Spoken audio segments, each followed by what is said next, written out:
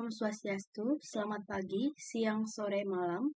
Perkenalkan kami dari SGD 4, izin mempresentasikan student project kami yang berjudul Patogenesis Kerusakan Saraf pada Penyakit Kusta. Perkenalkan, saya Kartika Ratu dengan 3 digit NIM akhir 082.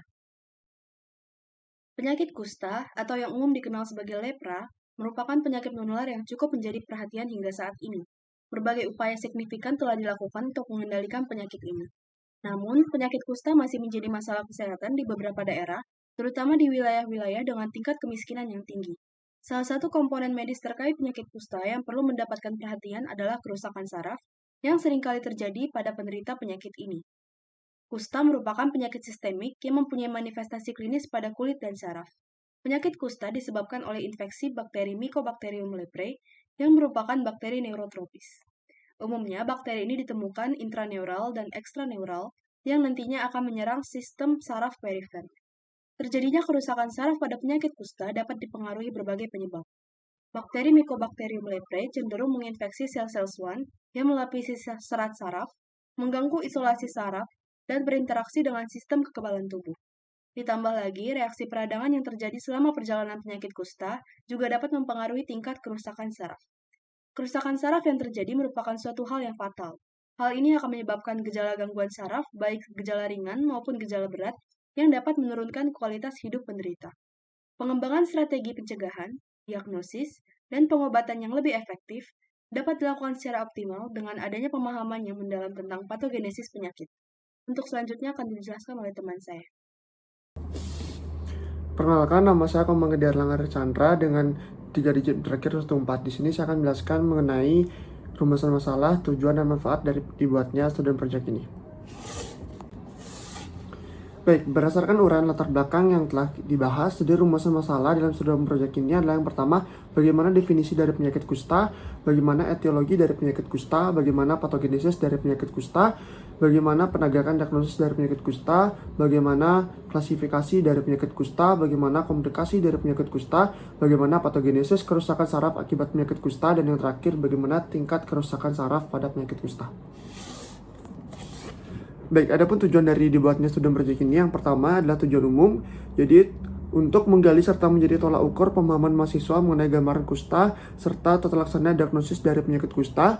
Lalu untuk tujuan khususnya adalah untuk menambah wawasan serta pemahaman mahasiswa terkait gambaran umum, etiologi, prognosis, patogenesis, epidemiologi, tanda gejala klinis, diagnosis, serta komplikasi dari penyakit kusta.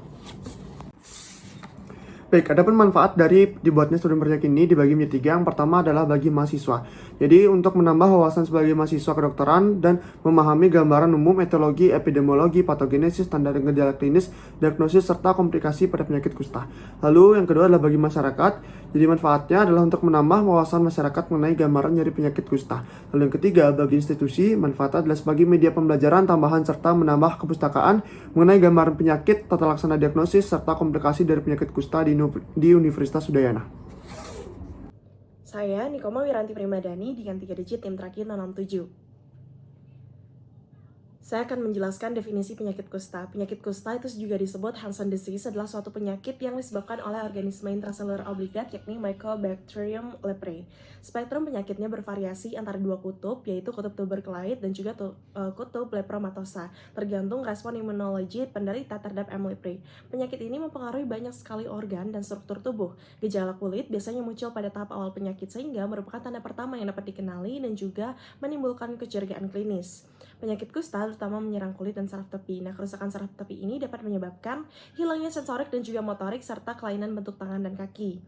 Respon imun bawaan dan didapat sama-sama terlibat. Namun, penyakit ini secara klasik digambarkan dalam spektrum TH1 atau TH2, di mana kutub TH1 itu berhubungan dengan presentasi yang lebih terbatas dan TH2 berhubungan dengan spektrum multibasilar. Sekian dari saya, akan dilanjutkan oleh rekan saya. Perkenalkan, nama saya Fakri Wahyudi Nugroho dengan NIM terakhir 124. Baik, untuk epidemiologi dari penyakit kusta sendiri, pada tahun 2016, insiden kusta dari 145 negara ditemukan sebanyak 216.108, atau dengan kata lain, sebanyak 0,21 per 10.000 penduduk. Kemudian untuk prevalensi di Indonesia sendiri mencapai angka 0,71 per 10.000 penduduk dengan kasus barunya ditemukan sebanyak 6,5 per 100.000 penduduk. Di mana dari angka tersebut, tipe dari kusta yang paling banyak adalah ditemukan multibasilar dengan angka 4,19% dan ditemukan pada jenis kelamin terbanyak adalah pada laki-laki dengan angka 62,47%. Di mana pada tahun 2000 Indonesia sendiri sebenarnya sudah mencapai status eliminasi kusta, di mana angka kusta sendiri di Indonesia sudah kurang dari 1 per 10.000 penduduk. Namun terdapat 11 provinsi yang belum mencapai status ini, yaitu Provinsi Jawa Timur, Sulawesi Utara, Gorontalo, Sulawesi Tengah, Sulawesi Barat, Sulawesi Tenggara, Sulawesi Selatan, Maluku, Maluku Utara, Papua, dan Papua Barat. Namun pada tahun 2016 terdapat penambahan provinsi, yaitu ada Aceh dan Kalimantan Utara yang mengalami status eliminasi kusta meningkat. Kemudian setelah itu pada tahun yang sama ditemukan bahwa angka kecacatan akibat kusta turun dari 6,6 per 1 juta penduduk menjadi 5,27 per 1 juta penduduk. Swastiastu, perkenalkan saya Gusti Ngurah Bagus Baskara dengan 3 digit NIM terakhir 243 akan menjelaskan etiologi dari penyakit kusta. Jadi patogen penyebab penyakit kusta adalah Mycobacterium leprae. Patogen ini bersifat obligat intraseluler aerob, tidak dapat dibiakkan secara in vitro, berukuran 3-8 mikrometer kali 0,5 mikrometer, tahan asam dan alkohol, serta merupakan bakteri basil gram positif. Leprae bereplikasi dengan pembelahan biner dengan waktu yang sangat lama, yaitu 2-3 minggu. Bentuk bakteri ini sedikit melengkung, bereplikasi optimal pada suhu antara 20 derajat Celcius sampai dengan 30 derajat Celcius secara in vivo dan tumbuh baik pada jaringan yang lebih dingin. Keefektifan patogen ini bergantung pada 2 elemen strukturnya, yaitu kapsul dan dinding sel. Kapsulnya terdiri dari sejumlah besar lipid, terutama pitoserol, dimikokerosate, dan fenolat glikolipid 1. Leprae mempunyai masa inkubasi rata-rata 2-5 tahun, akan tetapi dapat juga berlangsung hingga 40 tahun. Mekanisme bagaimana patogen ini ditransmisikan belum bisa dipahami, namun diketahui bahwa leprae memiliki tingkat penularan rendah. Kontak yang sering dan lama adalah faktor risiko yang diketahui berkontribusi dalam penularan penyakit ini. Jumlah bakteri dilaporkan tinggi pada kusta lepromatosa, sebanyak 7 juta basil pada 1 gram jaringan, dan bakteri hidup di luar tubuh selama 36 jam selama 9 hari. Baik, perkenalkan saya Nyoman Tristantika Slamet dengan 3 digit terakhir 004. Baik, di sini saya akan menjelaskan terkait dengan patogenesis penyakit kusta. Penyakit kusta disebabkan oleh Mycobacterium leprae, di mana bakteri ini akan masuk melalui daripada sistem respirasi tubuh manusia atau sistem pernapasan, yang nantinya akan bergerak menuju jaringan saraf yang secara spesifik adalah sel squamous.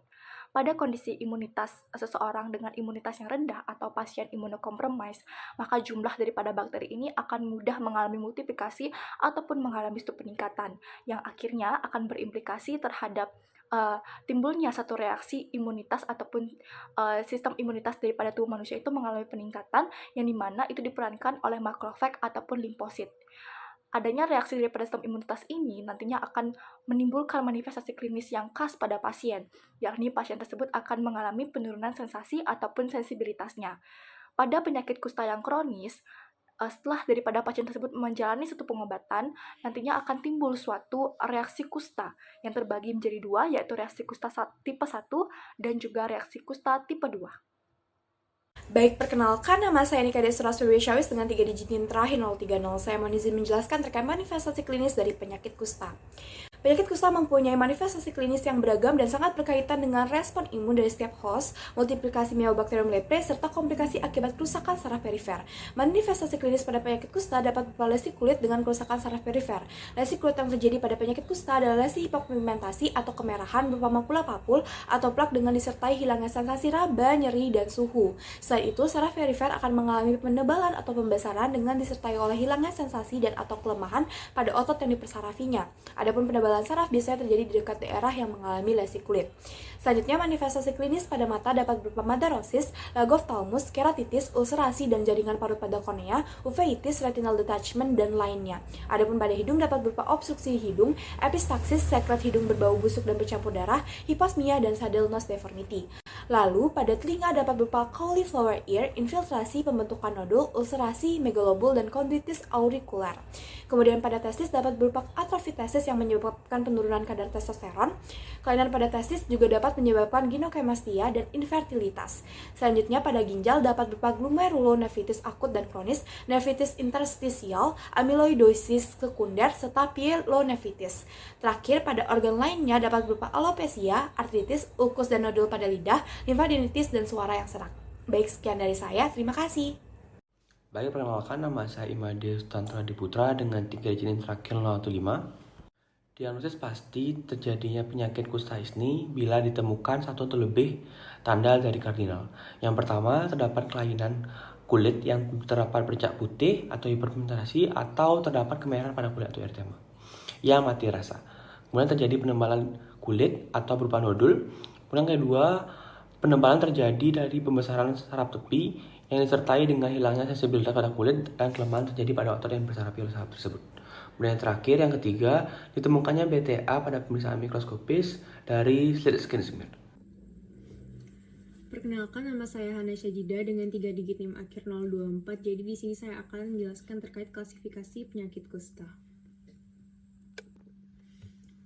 Morbus Hansen atau yang biasa kita kenal dengan penyakit kusta pertama kali diklasifikasikan pada tahun 1936 oleh Rabello. Pada tahun 1966, Riley Joplin mengklasifikasikan penyakit kusta berdasarkan karakteristik klinis dan juga kekebalan tubuh daripada pasien. Nah, menurut sistem klasifikasi ini, kusta dibagi menjadi 2 bagian dan juga fase peralihan atau intermediate state, di mana meliputi kusta tuberculoid polar atau TT, kusta tuberculoid borderline BT, kusta mid borderline BB, kusta lepromatus borderline atau BL, serta kusta lepromatus atau LL. Nah, pada pasien dengan reaksi imunitas seluler yang kuat, itu memiliki sedikit lesi dengan jumlah mycobacteria yang rendah atau tidak terdeteksi yang diklasifikasikan sebagai bentuk tuberkuloid. Sedangkan pada pasien yang alergi terhadap Mycobacterium lepra memiliki banyak lesi dengan jumlah mycobacteria yang lebih tinggi, itu termasuk dalam klasifikasi lepromatosa. Nah, kusta tuberkuloid sendiri itu sifatnya stabil, jarang menular, dan dapat sembuh dengan sendirinya. Sedangkan untuk kasus borderline sendiri itu diklasifikasikan menjadi kusta borderline, kusta tuberculoid borderline, dan juga kusta mid borderline. Nah, sedangkan untuk klasifikasi penyakit kusta berdasarkan WHO itu dibagi berdasarkan jumlah lesi atau densitas basil kusta pada pemeriksaan slit skin. Nah, pasien itu diklasifikasikan ke dalam kusta paucibacillary atau PB apabila lesi pada kulitnya berjumlah 1-2 dan termasuk ke dalam multibacillary atau MB apabila jumlah lesinya lebih dari 5 dan juga melibatkan banyak cabang kerusakan pada saraf. Nah, terkait untuk lengkapnya klasifikasi kusta berdasarkan Riley Joplin dan juga WHO tertera pada layar. Baik, selanjutnya akan dilanjutkan oleh rekan saya. Terima kasih. Om Swastiastu, perkenalkan nama saya Sofnetki dengan 3 digit NIM 174. Saya akan menjelaskan mengenai komplikasi penyakit kusta. Komplikasi lebih lanjut yang dapat terjadi pada penyakit kusta antara lain terdapat lesi pada kulit, ulcer, kerusakan pada saraf, edema tangan dan kaki, neuritis, artralgia, aritmia, daktilitis, uveitis, orsitis, adenitis, glomerulonefritis, hepatosplenomegali, dan juga limfadenopati. Baik, perkenalkan, nama saya Mandiri Winanda Prabowo Mahardana dengan NIM 057. Patogenesis kusta masih belum sepenuhnya dapat dijelaskan. Peran sel T dalam patogenesis kusta telah dipelajari secara luas dan baru-baru ini berfokus terhadap faktor genetik dan respon imun bawaan nasional.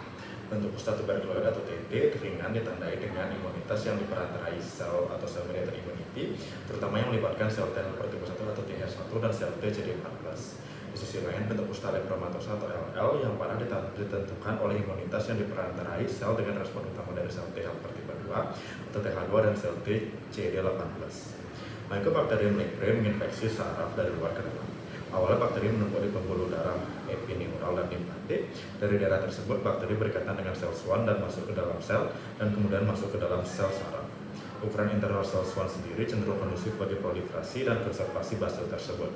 Sel swan yang terinfeksi rentan terhadap respon imun inna dan dibunuh oleh sel T yang teraktivasi. Faktor inflamasi dan imunologis secara bersamaan mempengaruhi saraf yang terinfeksi kusta, di mana secara patologisnya demyelinasi segmental mendominasi paralisi lepromatosa, sedangkan degenerasi Wallerian menonjol paralisi tuberkuloid. Benang merah dalam patogenesis kusta adalah peradangan yang dimulai pada pembuluh darah yang mempersarafi saraf, berlanjut ke luar saraf, di sekitar saraf, dan akhirnya di dalam saraf itu sendiri. Sekian yang dapat saya sampaikan. Terima kasih. Baik, perkenalkan nama saya Ikada Agus Indra Kurniawan dengan 3 digit NIM terakhir 223. Di sini saya izin menambahkan sedikit mengenai patogenesis kerusakan saraf akibat penyakit kusta. Baik, yang pertama itu infeksi awal. Infeksi penyebab kusta Mycobacterium leprae memasuki tubuh melalui saluran pernapasan. Lalu yang kedua itu respon kekebalan tubuh. Tubuh merespon infeksi dengan merangsang respon kekebalan tubuh. Dan yang ketiga yaitu kerusakan saraf. Mikroba leprae memiliki afinitas khusus terhadap jaringan saraf dan memiliki kecenderungan untuk menginfeksi sel sekuang. Lalu yang keempat terbentuknya granuloma. Dalam upaya untuk melawan infeksi, tubuh membentuk granuloma. Dan yang kelima itu infiltrasi sel-sel inflamasi. Selama perjalanan penyakit, sel-sel inflamasi dan merespon kekebalan yang berlebihan dapat menyebabkan kerusakan saraf lebih lanjut. Dan yang terakhir itu yaitu dampak klinis. Akibat dari kerusakan saraf ini adalah gejala neurologis yang bervariasi, termasuk kehilangan sensasi, kelemahan otot, dan perubahan trofik. Mungkin sekian yang bisa saya sampaikan. Perkenalkan, nama saya Fakri Wahyudi Nugroho dengan NIM terakhir 124. Baik, untuk tingkat kerusakan saraf pada penyakit kusta sendiri, di mana hampir sebagian besar kecacatan yang terjadi pada pasien dengan kusta adalah berkaitan dengan gangguan pada saraf perifer. Dan pada bagian saraf perifer yang mengalami kerusakan ini terbagi menjadi beberapa tingkatan, di mana tingkatan yang pertama adalah stage of involvement, di mana stage ini adalah merupakan tingkatan pertama pada kerusakan saraf pada penyakit kusta. Dan pada stage ini terjadi penebalan saraf disertai dengan adanya rasa nyeri, baik itu nyeri tekan maupun nyeri spontan, dan tidak ada gangguan fungsi saraf. Kemudian stage kedua adalah stage of damage, di mana stage of damage adalah merupakan tingkatan kedua, di mana pada stage ini sudah ditemukan adanya kerusakan saraf plus ditambah dengan gangguan saraf, dan penegakan diagnosisnya adalah jika ditemukan paralisis lebih dari 6-9 bulan, baik itu yang komplit maupun incomplete. Lalu strategi pengobatannya adalah dengan cara pencegahan kerusakan saraf lebih lanjut. Kemudian untuk yang terakhir adalah stage of destruction, di mana pada stage ini adalah merupakan tingkatan terakhir dan sudah terjadi kerusakan saraf total dan juga sulit untuk diobati. Dan untuk penegakan diagnosisnya adalah ditemukan adanya paralisis komplit atau total lebih dari 1 tahun. Perkenalkan, nama saya Imade Murah Dananjaya dengan 3 digit NIM terakhir 224. Selanjutnya saya akan membacakan penutup serta saran. Jadi kesimpulannya, kusta merupakan suatu penyakit yang ditimbulkan oleh organisme intraseluler obligat, yaitu Mycobacterium leprae, yang bersifat obligat intraseluler, aerob, tahan asam, serta alkohol. Penyakit kusta juga disebut dengan Hansen disease. Diagnosis dari kusta dapat ditegakkan dengan melakukan anamnesis dan pemeriksaan fisik. Pemeriksaan penunjang juga dapat dilakukan seperti pemeriksaan mikroskopis, histopatologis, serologis, serta molekuler. Diagnosis pasti dari penyakit kusta ini bisa ditemukan salah satu atau lebih dari cardinal sign.